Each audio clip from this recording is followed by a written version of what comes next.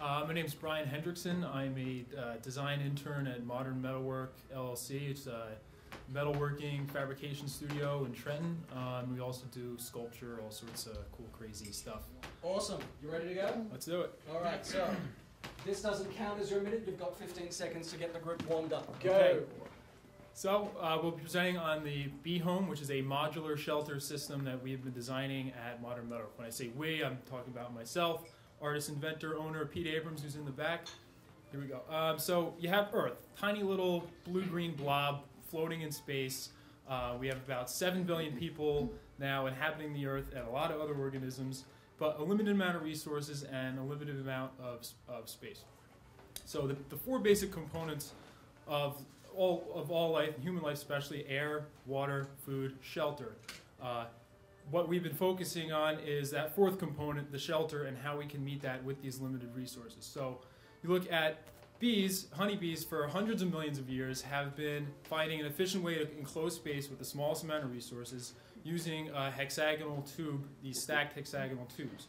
And it's putting those resources to good use. But within the past few decades, we've seen this incredible amount of resources and materials and energy to make these massive structures and shelters at expense of the environment, and it's unsustainable. On the other end of the scale, you have disaster relief situations, you have tent cities, refugee camps, and this sprawl on the ground, and it's not really using the vertical space like those buildings are forward. So what we've been working on is a community architecture using the hexagonal shape of the honeybees, and it includes holistic design with rainwater capture on the right. There's solar photovoltaic on the left. I'm missing one here. So this is also an improvement upon those tent cities you saw, because this would elevate the base floor, and subsequent floors would be vertically stacked, so that you in water events.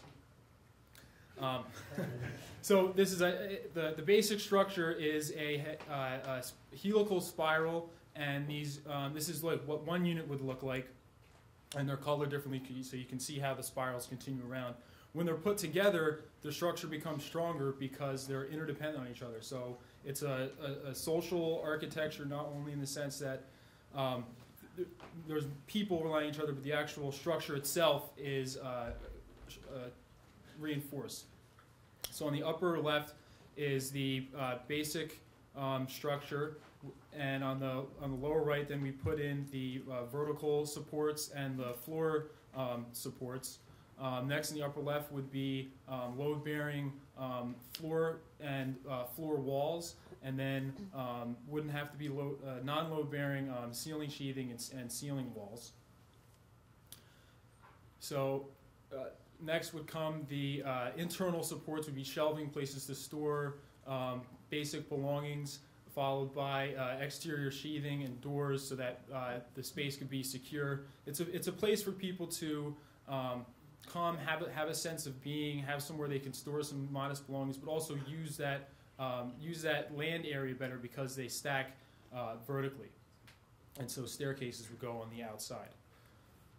So what we've done is we've created a basic prototype in our shop, showing that the concept can work with this kind of tubular endoskeleton, and this was just done with conduit and some bent steel pipe. So that was broken down and it was transported to another location in Trenton. This is an abandoned warehouse. We set it up.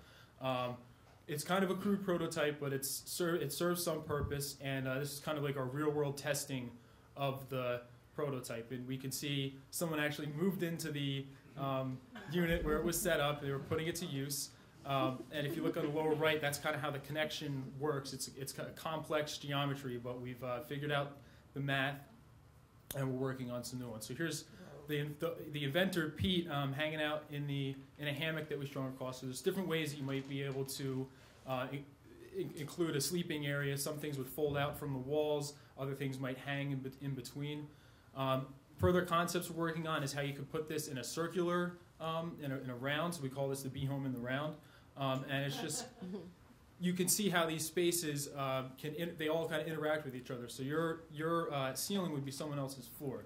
The applications for this would be especially immediate disaster relief situations, low-income housing, because you could fit all these components into a shipping container and hopefully ship that container down where it's needed and unfurl everything out from it. So why would we use the beam home is that it can use land area better because they vertically stack as opposed to those tents, which they work, but they take up a lot of space. It's also structurally strong, and it instills a sense of community so people work together in these situations.